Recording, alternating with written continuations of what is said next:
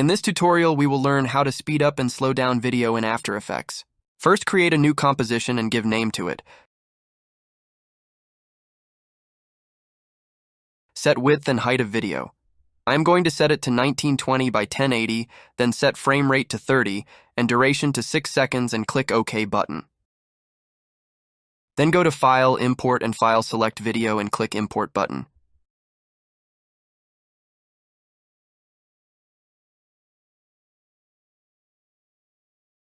Drag the video to Layer panel.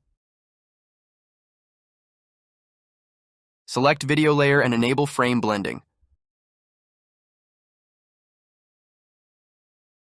Now right-click on Video Layer and go to Time and select Enable Time Remapping. You will see keyframes at beginning and at the end point of timeline.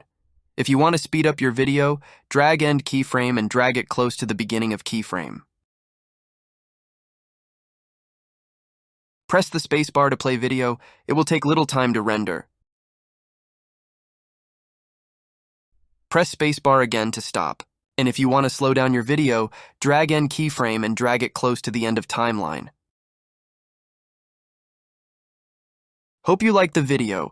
Like and subscribe for more tutorial videos. Thank you for watching.